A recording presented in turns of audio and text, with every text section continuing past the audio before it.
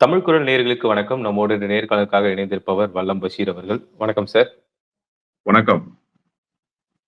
Sir, Jammu Kashmir மற்றும் ஹரியானா தேர்தலின் முடிவுகள்லாம் வெளிவந்துகிட்டு இருக்கு பார்க்க முடியுது. காங்கிரஸ்க்கும், பாஜகவுக்கும் இடையே ஒரு பெரும் போட்டி நிலவுது அப்படின்னு கூட சொல்லலாம். குறிப்பா ஹரியானால ரொம்ப அனல் பறக்குது அந்த களமே அப்படின்னு கூட சொல்ல முடியுது. இது குறித்து உங்களுடைய பார்வை சார். ஹரியானாவில் 2019 பாரதிய ஜனதா கட்சி தோல்வியை தான் தழுவியது. 2014 அவர்களுக்கு அறுதி பெரும்பான்மை கிடைத்தது. கட்டார் தலைமையிலான அரசு ஆட்சி அமைத்தது. ஆனால் 2019 காங்கிரசுக்கும் பாஜகவுக்கும் பெரிய வேறுபாடெல்லாம் இல்லை வாக்கு வித்தியாசத்தில். சொற்பமான வாக்குகள் வித்தியாசத்தில் தான் அவர்கள் வெற்றி பெற்றார்கள்.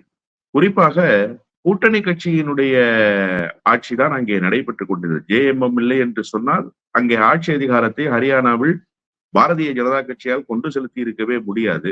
அந்த அளவுக்கு ஒரு மோசமான நிலைதான் 2019 இருந்தது. அதாவது மோடி 2.0 இன்றைக்கு 3.0 வந்து விட்டதாக இவர்கள் சொல்லிக் கொண்டிருக்கிறார்கள். மோடியினுடைய 2.0 ஆட்சி மகத்தான வெற்றியை பெற்றது. இல்லை என்றெல்லாம் நாம் மறுத்துவிட முடியாது. 2014 அவர் பெற்ற வெற்றியை விட 2019 அவர் பெற்ற வெற்றி என்பது மிகப்பெரிய வெற்றிதான். அந்த வெற்றியை அவர் பெற்றதற்கு பிறகு அதனுடைய ஈரம் காய்வதற்குள்ளாகவே ஒரு தேர்தலை ஹரியானாவில் பாரதிய ஜனதா கட்சி சந்தித்து அதுல 90 தொகுதிகள் தான் சார். ரொம்பலாம் கிடையாது. நீங்க தமிழ்நாடு போல 234 தொகுதி, 200 தொகுதி, 180 தொகுதி எல்லாம் கணக்கில் கொள்ள தேவையில்லை. ஹரியானாவில் பொறுத்தவரை 90 தொகுதி தான். அந்த 90 தொகுதியில் கூட அவர்களால் அறுதி பெரும்பான்மை பெற முடியாத ஒரு நிலைமையை பாரதிய ஜனதா கட்சி 2019 சந்தித்தது. இப்ப என்ன நிலைமை? ஏற்கனவே முதலமைச்சராக இருந்த கட்டார் இப்போது பவர் மினிஸ்டராக ஒன்றிய அரசில் அங்கம் வகித்துக் கொண்டிருக்கிறார். புதிய முதலமைச்சரை தேர்வு செய்து விட்டார்கள். ஆனாலும் உட்கட்சி பூசல் என்பது தொடர்ந்து கொண்டேதான் இருக்கிறது. பாரதிய ஜனதா கட்சியினுடைய வேட்பாளராக அறிவிக்கப்பட்டவரே மேடையில் நின்று கொண்டு பிரச்சாரத்தை செய்துவிட்டு 3 மணிக்கு பிரச்சாரம் நிறைவு பெற்றவுடன் 4 மணிக்கு ராகுல் காந்தி தலைமையில காங்கிரஸ்ல போய் இணையிற காட்சியை இந்த ஹரியானா தேர்தல்ல பார்த்தோம். ஒட்டுமொத்தமாக இப்போது கூட பாரதிய ஜனதா கட்சிக்கு எதிரான அலைதான் வீசுகிறது. சின்ன சிறிய தவறுகள் கூட பெரிய மாற்றத்தை ஏற்படுத்தி விடும் என்று சொல்வார்கள். அத்தகைய மாற்றத்தை தான் இன்றைக்கு ஹரியானாவில் ஒரு மிகப்பெரிய வீழ்ச்சியாக காங்கிரஸ் கட்சி சந்தித்திருக்கிறது என்றுதான் நான் சொல்வேன். இப்போ காலையில் இருந்த நிலைமை இப்போது இல்லை. கொஞ்சம் கொஞ்சமாக நிலைமை மாறிக்கொண்டே வருகிறது. பாரதிய ஜனதா கட்சிக்கு ஒரு வெற்றி முகம் கண்ணுக்கு தெரிவதை போல ஒரு தோற்றம் எழுந்திருக்கிறது. இதற்கு மிக முக்கியமான காரணமே எதிர்கட்சிகளினுடைய வாக்குகளை ஒருமுகப்படுத்த முடியாததனுடைய விளைவுதான். காங்கிரஸ் ஜம்மு காஷ்மீர்ல என்ன பண்ணாங்க? கூட்டணி இல்லைன்னு சொல்லி ஃபரூக் அப்துல்லா அறிவிச்சாரு. தேர்தல் ஏற்பாடுகளில் மும்முரமாக ஈடுபட்டார். ஆனா உடனடியாக மல்லிகார்ஜுன கார்கேவும் ராகுல் காந்தியும் இன்ன பிற முக்கிய தலைவர்களும் ஜம்மு காஷ்மீருக்கே புறப்பட்டு போனாங்க சார். ஃபரூக் அப்துல்லாவை சந்தித்து பேசினார்கள். அவருடைய மகனார் உமர் அப்துல்லாவை சந்தித்து பேசினார்கள். காஷ்மீரிலே நிகழ்த்தப்பட்ட அடக்குமுறைகள், ஒடுக்குமுறைகள் எல்லாம் கவனத்தில் கொண்டு இந்த தேர்தலில் எந்த மாதிரியான யுக்திகளை கையாள வேண்டி இருக்கிறது என்பதை எல்லாம் பேசி ஒரு தீர்க்கமான முடிவுக்கு வந்ததற்கு பிறகு அந்த கூட்டணி மலர்ந்தது. அதனுடைய பயன் என்ன என்பதை அதனுடைய பலனாக இன்றைக்கு நாம் பார்த்து கொண்டிருக்கிறோம். என்ன நடந்தது? பாரதிய ஜனதா கட்சிக்கு அங்க இடமே இல்லை. கூட்டணியிலே இணையாத மக்கள் ஜனநாயக கட்சியினுடைய மெஹபூபா முஃப்திக்கு, எதிர்கட்சிகளினுடைய வாக்கை ஒருமுகப்படுத்த முடியாத மெஹபூபா முஃப்திக்கு 4க்கும் குறைவான இடங்கள் தான் கிடைக்கப் போகின்றன என்பதை தான் தேர்தல் முடிவுகள் உணர்த்தி கொண்டிருக்கின்றன. ஆனா இங்க எந்த விதத்திலும் அரவிந்த் கெஜ்ரிவாலை தவற விட்டிருக்க கூடாது. 2 முனைகளிலும் தவறு இருக்கிறது. அரவிந்த் கெஜ்ரிவாலும் இவ்வளவு அடக்குமுறைக்கு பிறகும் எதற்காக இந்த தேர்தலில் இப்படிப்பட்ட ஒரு முடிவை எடுத்தார் என்பதே ஒரு ஆச்சரியத்திற்குரிய செய்திதான். ஏனென்று சொன்னா இந்த அளவுக்கு ஒரு அடக்குமுறையை ஒரு முதலமைச்சரின் மீது ஏவ முடியுமா என்று கேட்கிற அளவுக்கு நீங்க மத்த முதலமைச்சர்கள் மீது எடுத்திருக்கிற நடவடிக்கையை விட மோசமான நடவடிக்கை அரவிந்த் கெஜ்ரிவால் மீது. இன்னைக்கு ஏன் சார் ராஜினாமா செய்தார் அவரு? அவருக்கு ராஜினாமா செய்ய வேண்டிய கட்டாயம் என்ன வந்தது? இங்க செந்தில் பாலாஜி இன்றைக்கு அமைச்சராக பதவியேற்று விட்டாரு. அவருக்கு எல்லா விதமான நெருக்கடிகளும் கொடுக்கப்பட்டது என்பது மறைத்து இன்றைக்கு அவர் அமைச்சர் என்கிற அந்த அந்தஸ்துக்கு உயர்ந்து விட்டாரே. ஆனால் அவரால் வர முடியவில்லை அரவிந்த் கெஜ்ரிவாலால். நீதிமன்றத்தினுடைய உத்தரவுகள் எத்தகைய உத்தரவாக இருந்தது? நீங்கள் முதலமைச்சராக எந்த கோப்புகளிலும் கையெழுத்து போடக்கூடாது, முதலமைச்சராக கோட்டை கொத்தளத்துக்கே போகக்கூடாது என்கிற நடவடிக்கைக்கு பிறகுதானே இன்றைக்கு அதிர்ச்சியை முதலமைச்சராக்கிவிட்டு நிழல் முதலமைச்சராக மாறி போனார் அரவிந்த் கெஜ்ரிவால். தேர்தலை சந்திக்கிறேன் என்கிற அந்த முடிவுக்கே வந்தாரு. இதற்கெல்லாம் காரணம் யார் என்பது தெரியுமா தெரியாதா? மணீஷ் சிசோடியாவை இத்தனை நாட்கள் சிறையில் வைத்திருந்தவர்கள் யார் என்பது அவருக்கு தெரியுமா தெரியாதா? அப்போ இந்த தேர்தலை அவர் விடுதலையாகி வந்ததற்கு பிறகு, ஜாமீனில் வெளியில் வந்ததற்கு பிறகு நடைபெறுகிற தேர்தல். எந்த அளவுக்கு ஒரு தன்முனைப்போடு இந்த தேர்தலை அவர் கையாண்டிருக்க வேண்டும், எந்த அளவுக்கு ஒரு யுக்தியை அவர் இந்த தேர்தலில் வடிவமைத்திருக்க வேண்டும். ஆனால் எதையுமே செய்யாமல் தடித்து போட்டி என்று சொன்னதன் மூலமாக ஹரியானாவில் மீண்டும் ஒரு முறை பாஜக ஆட்சி வருவதற்கான வாயிலை அரவிந்த் கெஜ்ரிவால் திறந்து வைத்து விட்டார் என்பதுதான் அவர் செய்திருக்கிற வரலாற்று பிழை. இததான் சார் அந்த 5 மாநில சட்டமன்ற தேர்தலில் காங்கிரஸ் கட்சியும் செய்தது. இந்தியா கூட்டணி என்று உருவானதற்கு பிறகு தேசிய ஜனநாயக கூட்டணியில யார் இருப்பாங்க யார் இருக்க மாட்டாங்கலாம் அப்ப தெரியாது. ஆனா இந்தியா கூட்டணி முழு வடிவம் பெற்றதற்கு பிறகு ராஜஸ்தான் உட்பட தெலுங்கானா உட்பட 5 மாநில சட்டமன்ற தேர்தலில் இந்தியா கூட்டணியை ஒருமுகப்படுத்தி ஒரு தேர்தல் பிரச்சாரத்தை முன்னெடுப்பதற்கு தவறியது காங்கிரஸ். இன்னொன்னு சொல்ல போனா சொன்னா ரொம்ப கேவலமா இருக்கும், ஆனா அதான் உண்மை.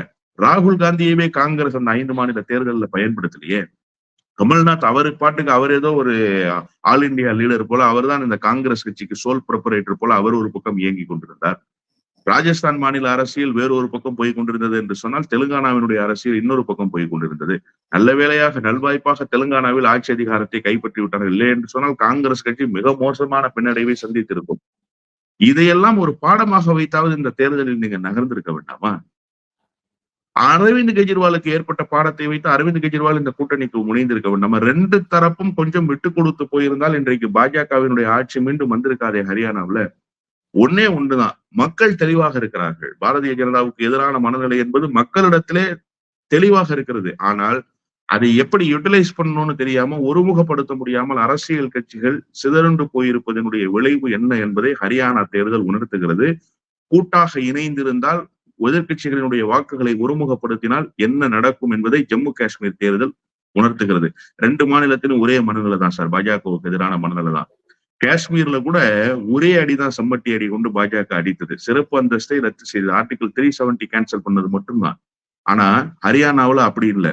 வினேஷ் போகத்தினுடைய சம்பவம் என்பது அந்த மாநிலத்தில் ஒரு நீருபூத்த நெருப்பாகவே இருக்கிறது. பல வீரர்களுக்கு, மல்யுத்த வீரர்களுக்கு எங்களுடைய எதிர்கால கனவை சிதைத்து போடுகிற அரசு இந்த அரசு என்கிற அந்த ஒரு வேகமும் கோபமும் இன்னமும் கொப்பளித்துக் கொண்டே இருக்கிறது. அக்னிவீர் திட்டத்தின் மூலமாக ஹரியானா, பஞ்சாப்ல ஒரு மிகப்பெரிய பின்னடைவை பாஜக சந்திக்க வேண்டிய சூழலில் இந்த தேர்தல் நடைபெற்றது. காரணம் என்னன்னு கேட்டீங்கன்னா, வீட்டுக்கு ஒருவரை பட்டாளத்துக்கு அனுப்புகிற நடைமுறை என்பது ஹரியானா, பஞ்சாப் போன்ற மாநிலங்கள்ல இன்றைக்கும் இருக்கிறதே. அதை ஒரு பிரஸ்டீஜியஸா மெயின்டைன் பண்றாங்க சார். அவங்க தங்கள் வீட்டிலிருந்து ஒருவர் இராணுவத்தில் பணியாற்ற வேண்டும் என்பது தங்களுக்கு இருக்கக்கூடிய ஒரு மிகப்பெரிய வாய்ப்பு என்று அவர்கள் கருதுகிறார்கள். இந்த நாட்டுக்கு செய்யக்கூடிய சேவை என்று அவர்கள் கருதுகிறார்கள். அவர்களுடைய வாழ்நாள் லட்சியத்தில், வாழ்நாள் களவில் மண்ணை அள்ளி போடுகிற ஒரு வேலையை செய்து விட்டார்கள். இதை விட கொடுமை என்ன தெரியுமா? 6 மாதத்துக்கு முன்பு தூய்மை பணியாளர்கள், துப்புரவு தொழிலாளர்களுக்கான தேர்வு நடைபெறுகிறது என்று அரசு அறிவிக்கிறது. அரசு அறிவிச்ச உடனே 60,000 பேர் அதற்கு மனு போடுகிறார்கள். அந்த 60,000 பேர்ல கேட்பதற்கே கொஞ்சம் சங்கடமாகத்தான் இருந்தது. 23,000 பேர் முதுகலை பட்டதாரிகள் சார். அப்ப வேலை வாய்ப்பு திண்டாட்டம் என்பது, வேலை இல்லாமை என்பது எந்த அளவுக்கு ஒரு மோசமான அரசில் இருக்கும் என்பதற்கு ஹரியானா ஒரு சிறந்த உதாரணமாக இருக்க. தேசிய புள்ளி விவரங்களினுடைய கணக்கெடுப்பு என்ன சொல்கிறது? 11.7 விழுக்காடு வேலை வாய்ப்பு இல்லாமை என்பது, வேலையின்மை என்பது இளைஞர்களுக்கான எந்த விதமான ஆதார சுருதியும் இல்லாமல் இருக்கிற மாநிலமாக இந்த ஹரியானா மாநிலம் இருக்கிறதுன்னு சொல்லியிருக்காங்க. இதையெல்லாம் தேர்தல் பிரச்சாரத்துல முன்னெடுத்தாரு ராகுல் காந்தி. காங்கிரஸ் இதையெல்லாம் தேர்தல் பிரச்சாரத்தில் முன்னெடுத்தது.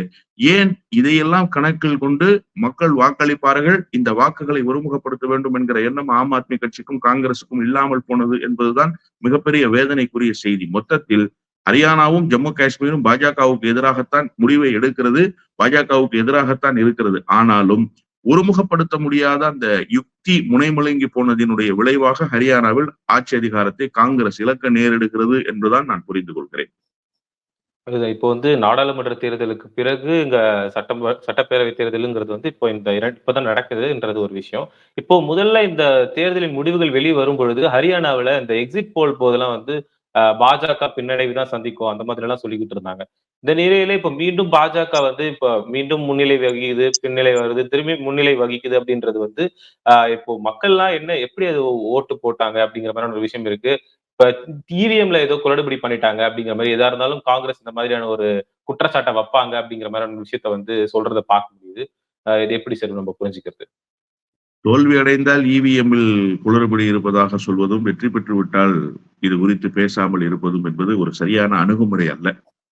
இவிஎம் தேவையில்லை என்று சொன்னால் இவிஎம்மில் குளறுபடிகள் நிகழ்வதற்கான வாய்ப்புகள் நிறைய இருக்கிறது என்பதை தமிழ்நாட்டில் இருந்து கொண்டு நாம் சொல்கிறோம். ஆனால் தமிழ்நாட்டில் தொடர் வெற்றிகளை குவிக்கிறோமே, அந்த இவிஎம்ஐ வைத்துக் கொண்டுதானே வெற்றிகள் பெறப்படுகின்றன. எனவே நீங்க இவிஎம்ஐ சந்தேகித்தால் எல்லா நிலையிலும் சந்தேகிக்க வேண்டும், ஏற்றுக்கொண்டால் எல்லா நிலையிலும் ஏற்றுக்கொள்ள வேண்டும்.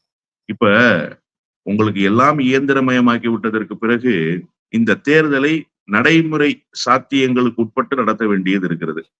நடைமுறை சிக்கல்கள் என்ன இருக்கிறது என்பதை கவனத்தில் கொண்டு நடத்த வேண்டியிருக்கிறது. அமெரிக்கா போன்ற வளர்ந்த நாடுகளே இன்னமும் தேர்தல் முறையில் இந்த மின்னணு வாக்குப்பதிவு இயந்திரத்தை கொண்டு வரவில்லை என்பதை நாம் சொல்லிக்கொண்டே இருக்கிறோம். மின்னணு வாக்குப்பதிவு இயந்திரம் கொண்டு வந்ததற்கு பிறகே 5 கட்டங்களாகத்தான் தேர்தல் நடத்த முடியும். இந்த லட்சணத்துல ஒரே நாடு ஒரே தேர்தல் என்று இவர்கள் பேசுகிறார்கள். சார், எல்லாமே உங்களுக்கு கம்ப்யூட்டரைஸ்ட் ஆயிட்டதற்கு பிறகு ஒரு பட்டன் அமுக்குனா வாக்கு யாருக்கு செலுத்துறோம்ன்றது அடுத்த நொடி போய் அந்த பேலட்ல விழுது. அதை எண்ணி சொல்வதற்கு ரொம்ப அவகாசம்லாம் தேவையில்லை. பட்டனை ஆன் பண்ணீங்கன்னா அன்னைக்கு சாயங்காலமே சொல்ற அளவுக்கு டெக்னாலஜி வந்துருச்சு. அன்று மாலையே தெரிவித்து விடுற அளவுக்கு ஒரு நவீனம் இப்போது இந்த உலகில் கிடைத்து விட்டது என்பதை நம்ம பார்க்கிறோம். இந்த நிலையில் கூட ஒரே கட்டமாக தேர்தலை நடத்த முடியாமல் இருக்கிறார்களே, இவர்களை நீங்க பழைய மாதிரியே வாக்குச்சீட்டு முறைக்கு வாருங்கள் என்று சொன்னா எத்தனை கட்டமாக தேர்தல் நடத்த, இதற்கு முன்பு நடத்தலையா என்கிற கேள்வி இருக்கு. நீங்க எப்போ ஒரு புதிய யுகத்துக்கு பழகுறீங்களோ அப்ப பழைய விஷயங்களை நீங்கள் மீண்டும் எடுத்துக் கொள்வதற்கு உங்களுக்கு மிகுந்த சிரமமும் கால அவகாசமும் தேவைப்படும். எனவே அது குறித்தெல்லாம் நம்ம தனியா பேசணும். அதெல்லாம் இப்ப அதுக்குள்ள போக விரும்பல. என்னை பொறுத்தவரையில் என்னுடைய தனிப்பட்ட விருப்பம் என்ன என்று கேட்டால், நான் வாக்குச்சீட்டு முறைதான் சரி என்றுதான் சொல்வேன். ஏன்னா மக்களுக்கு யாருக்கு ஓட்டு போட்டிருக்கிறோம்ங்கிறது சரியா தெரியாம இருக்கிறாங்க. இப்ப கூட இந்த இவிஎம் மிஷின்ல இருக்கிற குளறுபடிகள் என்ன, 20,000 ஓட்டு காணாம போயிடுச்சுன்றான், 30,000 ஓட்டு காணுன்றான், வேரியேஷன்ஸ் பிளக்சுவேஷன்ஸ் இருக்குங்கிறாங்க. இதுலதான் நிறைய குளறுபடிகள் இன்னமும் இருக்கு. அதனால வாக்குச்சீட்டு முறைதான் சரி என்பதுதான் என்னுடைய நிலைப்பாடு. ஆனா நீங்க வெற்றி பெற்றா அதை பத்தி பேச மாட்டேங்கிறீங்களே. யாராக இருந்தாலும் சரி, தோல்வி அடைந்தால் அதை பத்தி பேசுவது என்பது ஒரு சரியான அணுகுமுறையாக இருக்காது. நீங்க இந்த இடத்துல மக்களை குறை சொல்லவே முடியாது. ஒரு பக்கம் இவிஎம் மிஷினை குறை சொல்வது சரியில்லை என்பது என்னுடைய வாதம். இன்னொரு பக்கம் மக்களை நீங்க குறை சொல்லவே முடியாது.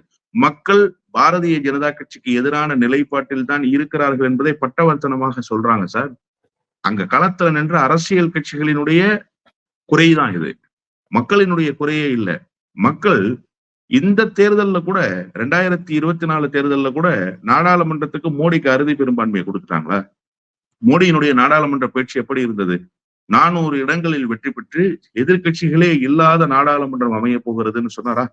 மோடி குடியரசுத் தலைவர் உரைக்கு நன்றி தெரிவிக்கிற கடைசி உரையில சொன்னாரு.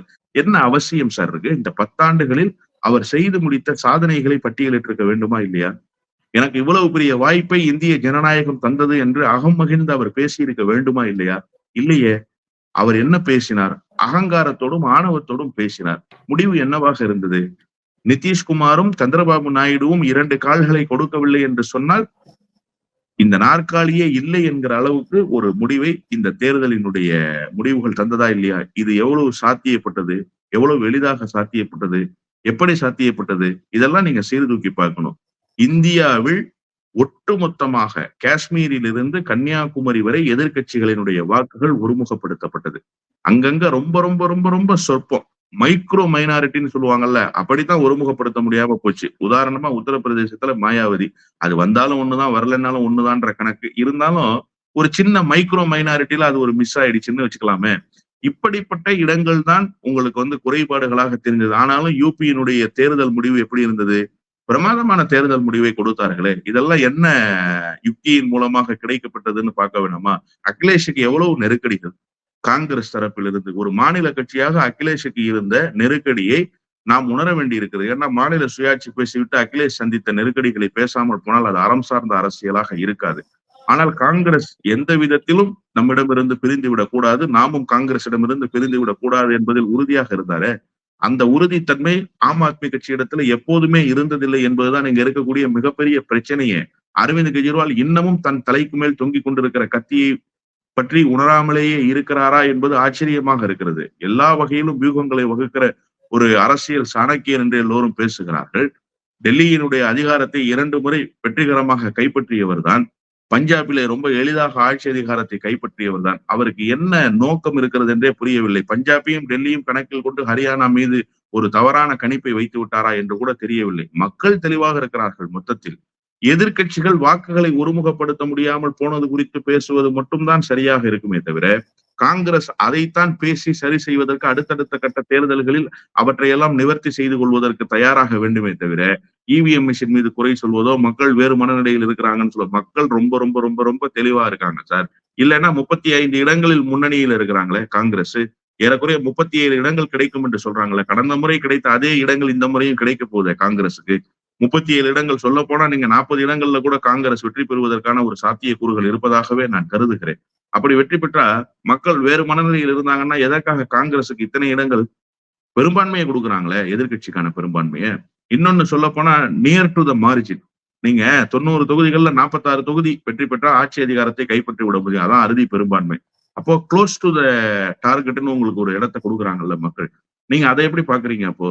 அப்ப பாஜகவுக்கு எதிரான மனநிலை என்பது இவ்வளவு அடர்த்தியாக இருக்கிற காரணத்தால் தானே சார் ஒரு எதிர்க்கட்சியால இந்த அளவுக்கு ஒரு வெற்றியை பெற முடிகிறது. இல்லைன்னு சொன்னா நீங்க வாக்குகளை ஒருமுகப்படுத்தாம இந்த வெற்றியை சாத்தியப்படுத்தி இருக்க முடியுமா?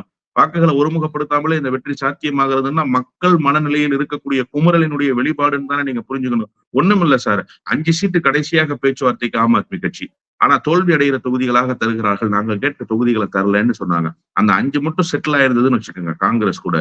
உறுதியாக சொல்கிறேன், இப்போது ஜம்மு காஷ்மீரில் வந்திருக்கிற முடிவை விட மகத்தான முடிவு, மகத்தான வெற்றியை காங்கிரஸ் ஆம் ஆத்மி கட்சி கூட்டணி ஹரியானாவில் பெற்றிருக்கும். இந்த கூட்டணியில் அவர்கள் இணையாமல் போனதினுடைய விளைவுதான் இந்த மக்கள் வாக்களித்ததற்கு பிறகும் மக்கள் மனநிலைக்கு எதிரான ஒரு தேர்தல் முடிவை ஹரியானா இப்போது பெற்றிருக்கிறது என்றுதான் நான் புரிந்து கொள்கிறேன். இப்போ இந்த ஜம்மு காஷ்மீர் ஹரியானா தேர்தலில் இந்திய கூட்டணி என்ன மாதிரியான தவறுகள் பண்ணியிருக்கிறாங்கிறது ஒரு பக்கம் இருந்தாலும், இப்ப பாஜக வந்து குறிப்பா பார்த்தோம்னா இங்க ஜம்மு காஷ்மீரா இருக்கட்டும், ஹரியானாவா இருக்கட்டும், ஹரியானா தேர்தல்ல வந்து மோடி அவர்கள் வந்து இந்த பிரச்சாரத்துல ஈடுபடவே இல்லை, சுத்தமா ஆர்வமே காட்டல அப்படிங்கிற மாதிரி ஒரு பார்வை ஒண்ணு வைக்கிறாங்கிறத பாக்குறோம். அப்போ இது எப்படி புரிஞ்சுக்கிறதுங்கிறது ஒரு சைடு இருந்தாலும், அதே மாதிரி அங்க ஜம்மு காஷ்மீர்லயும் வந்து காஷ்மீர்ல எல்லாம் நம்ம வந்து தேர்தல் பிரச்சாரங்கள்லாம் பெருசா பண்ண வேணாம். ஜம்முல பண்ணாலே நமக்கு ஆட்டோமேட்டிக்கா அங்க இருந்து நமக்கு ஓட் கிடைச்சிரும் அப்படிங்கிற மாதிரியான ஒரு பாஜகவினரோட இந்த போக்க நம்ம எப்படி சார் புரிஞ்சுக்கிறது?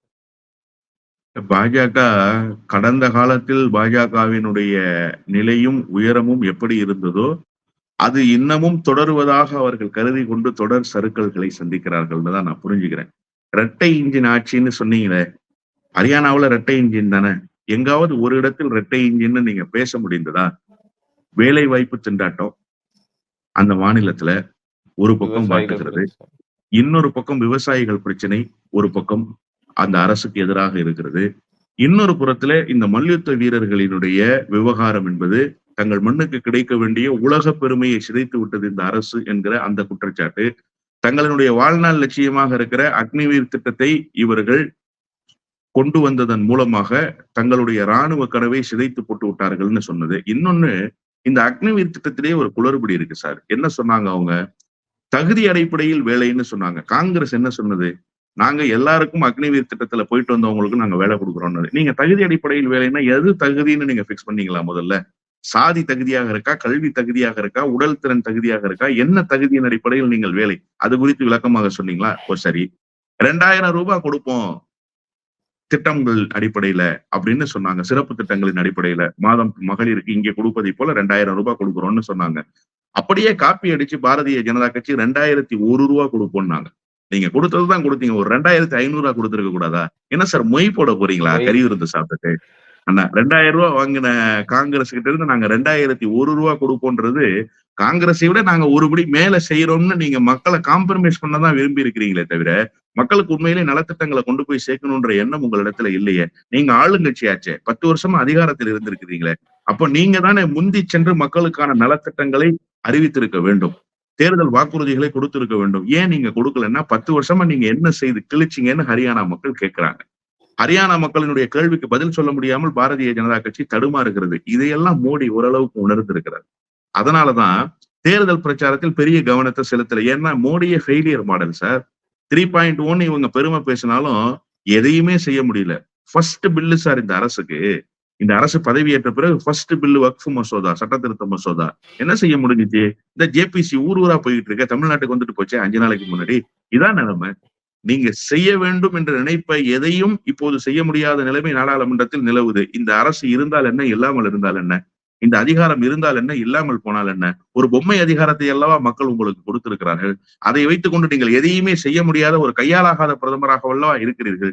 இதே போன்றது ஒரு நிலைமை தானே இப்ப எல்லா இடங்கள்லயும் பிரதிபலிக்குது. இந்த தேர்தல் நடந்து முடிஞ்சு 3 மாத காலம் ஆயிடுச்சா சார்? நாடாளுமன்ற தேர்தல் நடந்து முடிஞ்சு கம்ப்ளீட்டா 3 மாசம் முடிஞ்சு 4வது மாசம். இந்த ஹரியானாவினுடைய தேர்தலை ஒத்தி வைக்கணும்னு பாஜகவினுடைய மாநில தலைவர் போனாரு. ஏன் போனாரு? என்ன காரணம்? இப்படி ஒரு பண்டிகை நடக்க போகிறது, ராஜஸ்தானுக்கு பயணம் மேற்கொள்ள போகிறாருன்னு 3 மாவட்டத்தினுடைய மக்களை இவங்க கணக்குல காட்டினாங்க. ஏன் இந்த 3 மாவட்டத்தினுடைய மக்கள் போக போறாங்கன்னு தேர்தல் குறித்த கருத்து கேட்பதற்காக தேர்தல் அதிகாரிகள் வந்தாங்கல்ல. ஒவ்வொரு மாநிலத்திலும் நடக்குதுல்ல அந்த கருத்து கேட்பு கூட்டம். அப்ப நீங்க சொல்லலையா? இந்த மாதிரி நீங்க நடத்தாதீங்க. அக்டோபர் மாதம் முதல் வாரத்துல இப்படி இருக்கு அப்படின்னு நீங்க சொல்லலையா? ஏன் சொல்லல? இப்ப தேர்தலை தள்ளி வைக்கணும்னு நீங்க தேர்தல் ஆணையத்துக்கிட்ட போய் கேட்டதே தேர்தல் பயத்தை கண்டுதானே. தேர்தல் ஃபீவர் வந்துருச்சுன்னு தானே நினைச்சு, எலெக்ஷன் ஃபீவர் வந்துருச்சுன்னு தானே அர்த்தம். எனவே பாஜக ஓரளவுக்கு உணர்ந்திருந்தது. இந்த மீண்டும் மீண்டும் நான் சொல்கிறேன், அழுத்தமாக பதிவு செய்ய விரும்புகிறேன். அரவிந்த் கெஜ்ரிவாலும் காங்கிரசும் சரியாக இந்த தேர்தலை ஒரு ஒப்பந்தத்தோடு அணுகி இருந்தால் இன்றைக்கு இந்த வெற்றி பாஜகவுக்கு சாத்தியப்பட்டிருக்காது. இந்த வெற்றியை சாத்தியப்படுத்தியது அரவிந்த் கெஜ்ரிவாலும் காங்கிரசும் தான் என்று நான் பகிரங்கமாகவே குற்றம் சாட்டுகிறேன். மக்கள் மிக தெளிவாக இருக்கிறார்கள். பாஜக ஜம்முல மட்டும் போயிருந்தா நம்ம ஜெயிச்சிருக்கலாம் அப்படின்னு நினைச்சாங்க. ஏன் நீங்க போகல? போயிருக்க வேண்டியதானே. ஆனால் உண்மை என்பது அதல்ல சார். ரிஃப்ளெக்ஷன் தான் ஜம்முவும் காஷ்மீரும். நீங்க ஒரு பகுதியை இன்னொரு பகுதியோடு ஒப்பிடாமல் நீங்கள் அரசியலை நகர்த்திடவே முடியாது. எப்படி தமிழ்நாட்டினுடைய ரிசல்ட்ஸ் தமிழ்நாட்டினுடைய பொலிட்டிக்கல் சினாரியோ பாண்டிச்சேரியில் ரிஃப்ளெக்ட் ஆகுதோ, இது 2 வெவ்வேறு மாநிலங்கள். அது யூனியன் பிரதேசமாக இருக்கிறது. நான் ஒரு உதாரணத்துக்காக சொல்கிறேன். தொட்டும் தழுவியும் இங்கும் அங்குமாக உறவுகள் எப்படி இலையோடி கொண்டே இருக்கிறதோ, அதுபோல ஒரு அஜெண்டாவோடு இயங்கக்கூடிய 2 பகுதிகள் ஒன்றாக இணைந்திருக்கின்றன. நீங்க ஒரு இடத்துல செல்லுபடியாகும். உங்களுடைய பருப்பு நீங்க திறந்து வைத்த ராமர் கோயில் இருக்கக்கூடிய அயோத்தியிலேயே வேகல சார். காஷ்மீர்ல வேகாது, ஜம்முல வெந்துரும்னீங்கன்னா உங்களுக்கு தேர்தலினுடைய யுக்தி தெரியாமல் நீங்கள் இந்த தேர்தலை அணுகிவிட்டீர்கள் என்றுதான் பொருள் கொள்ள வேண்டும். சார், கொஞ்சம் கொஞ்சமாக மோடியினுடைய செல்வாக்கு குறைந்து கொண்டே அதல பாதாளத்துக்கு போயிருக்கிறது. மோடியினுடைய பிம்பத்தை காட்டாமலேயே இந்த தேர்தலை பாஜகவினுடைய ஒரு தரப்பு சந்திச்சது. நீங்க அதை மறந்துடக்கூடாது. ஏன் மோடியினுடைய படங்களே பெரிய அளவுல இடம்பெறல? சார், மத்திய பிரதேசத்தினுடைய தேர்தல் சார். மத்திய பிரதேசத்தினுடைய முதலமைச்சரினுடைய முகத்தை காட்டி ஓட்டு கேட்டாங்களா கடந்த முறை? இல்லையே. பிரதமரினுடைய முகத்தை காட்டி தானே ஓட்டு கேட்டாங்க. என்ன காரணம்? பிரதமரை ஒரு பிராண்ட் அம்பாசிடரா முன்னிறுத்தணும். பிரதமரை ஒரு வெற்றி பெற்றிருக்கிற சக்சஸ்ஃபுல் லீடர் அப்படின்னு காட்டணும். ஆனா இப்ப காட்ட முடியாத. மோடி ஒரு ஃபெயிலியர் மாடலா மாறி போயிருக்கிறாரு. இதையெல்லாம் பாஜகவினுடைய ஒரு தரப்பு உணர்ந்திருந்ததனுடைய காரணமாகத்தான் ஹரியானாவிலும் ஜம்மு காஷ்மீரிலும் மோடியினுடைய முகத்தையே காட்டாமல் பல இடங்களில் வாக்கு சேகரித்தார்கள். இன்னும் குறிப்பா சொல்ல போனா, காஷ்மீர்ல பாஜக அச்சடித்து கொடுத்த அந்த தேர்தலுக்கு வாக்கு கேட்கிற சீட்டு இருக்கு இல்லையா, வேட்பாளருடைய பேரு சின்னம் எல்லாம் போட்டு நாங்க இதெல்லாம் செய்வோம் தேர்தல் நாள் இதுன்னு சொல்லி கொடுப்பாங்கல்ல, அதுல மோடியினுடைய படமே இடம்பெறாம தான் சார் பல இடங்கள்ல கொடுத்தாங்க.